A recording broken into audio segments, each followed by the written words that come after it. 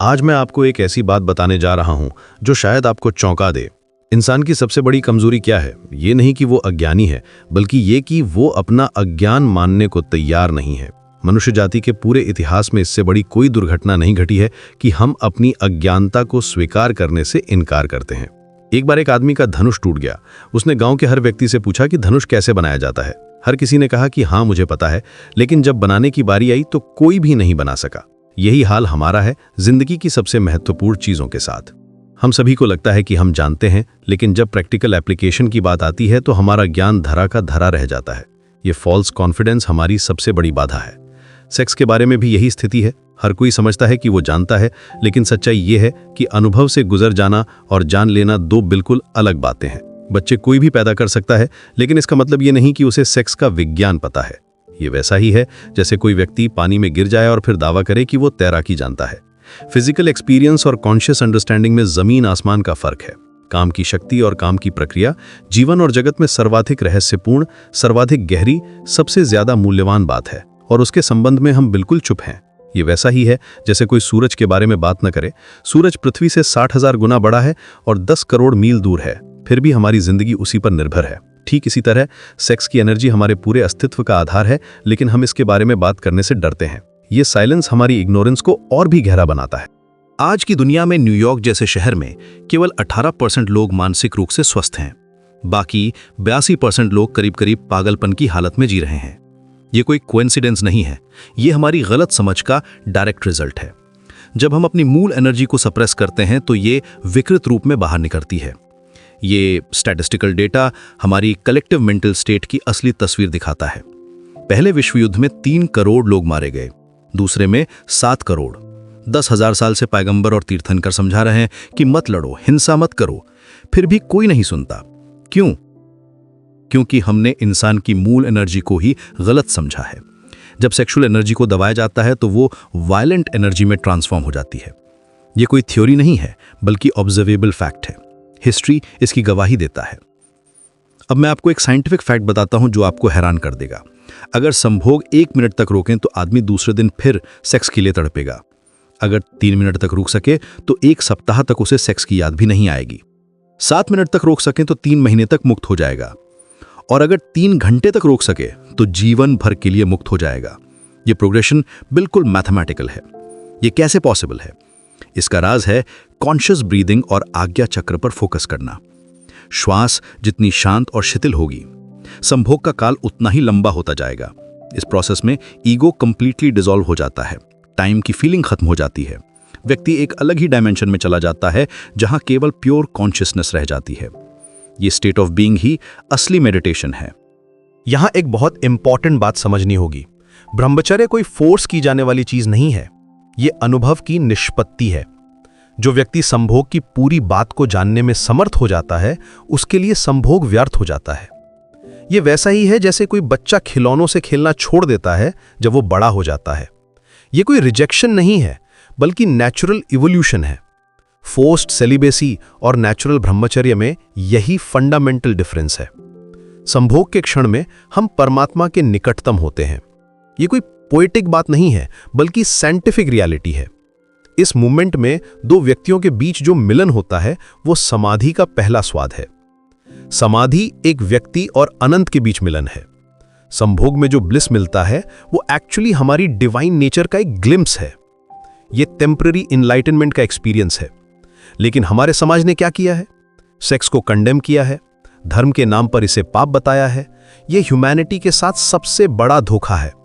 जो आपसे कहे कि संभोग की बात विचार भी नहीं करनी चाहिए, वो आदमी मनुष्य का दुश्मन है। ऐसे लोगों ने हमारी नेचुरल इंस्टिंक्ट्स को करप्ट कर दिया है। उन्होंने हमें अपने ही नेचर से अलग कर दिया है। इस सेपरेशन का क्या रिजल्ट निकला है? आनंदित आदमी सेक्स के पास नहीं जाता, दुखी आदमी सेक्स की तरफ जाता है। हमने पूरी ह्यूमैनिटी को दुखी बना दिया है। इसीलिए वॉर्स होती हैं, वायलेंस होती है, मेंटल इलनेस बढ़ती है। जब नेचुरल फ्लो को ब्लॉक किया जाता है तो एनर्जी डिस्टॉर्टेड वेज में निकलने का रास्ता खोजती है। यह साइकोलॉजिकल और सोशल डिग्रेडेशन का मूल कारण है। ये समझना जरूरी है कि सेक्स की एनर्जी ही परिवर्तित और रूपांतरित होकर धर्म के जगत में प्रवेश पाती है। ये कोई ऑपोजिट डायरेक्शन नहीं है, बल्कि सेम एनर्जी का हायर ट्रांसफॉर्मेशन है। संभोग उस सीढ़ी का पहला सोपान है। जो इस पाए के ही विरोध में हो जाते हैं वो आगे नहीं बढ़ पाते। ये वैसा ही है जैसे कोई व्यक्ति पहली मंजिल पर जाने के लिए ग्राउंड फ्लोर को ही तोड़ देना चाहे। फाउंडेशन को डिस्ट्रॉय करके कोई बिल्डिंग नहीं बना सकता। अब सवाल यह है कि हम कैसे इस सिचुएशन को चेंज करें। जब तक हम मनुष्य के संभोग को सुव्यवस्थित नहीं करते, जब तक हम मनुष्य के संभोग को आध्यात्मिक नहीं बनाते, जब तक हम मनुष्य के संभोग को समाधि का द्वार नहीं बनाते, तब तक अच्छी मनुष्यता पैदा नहीं हो सकती। ये ट्रांसफॉर्मेशन का ब्लूप्रिंट है। ये कोई थ्योरेटिकल बात नहीं है। जिस दिन सेक्स का पूरा शास्त्र और पूरा विज्ञान विकसित होगा, उस दिन हम बिल्कुल नए तरह के आदमियों को पैदा करने में समर्थ हो सकते हैं। ऐसे लोग जो नेचुरली पीसफुल हों, जो वायलेंस की तरफ ना जाएं, जो मेंटल इलनेस से फ्री हों। ये कोई यूटोपियन ड्रीम नहीं है, बल्कि प्रैक्टिकल पॉसिबिलिटी है।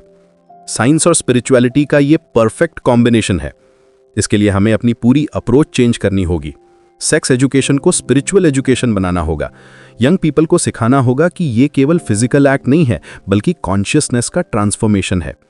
हमें उन्हें बताना होगा कि ये डिवाइन एनर्जी का सबसे पावरफुल एक्सप्रेशन है। एजुकेशनल सिस्टम में ये रेवोल्यूशनरी चेंज लाना होगा। मेडिटेशन टेक्निक्स को सेक्सुअल एक्सपीरियंस के साथ इंटीग्रेट करना होगा।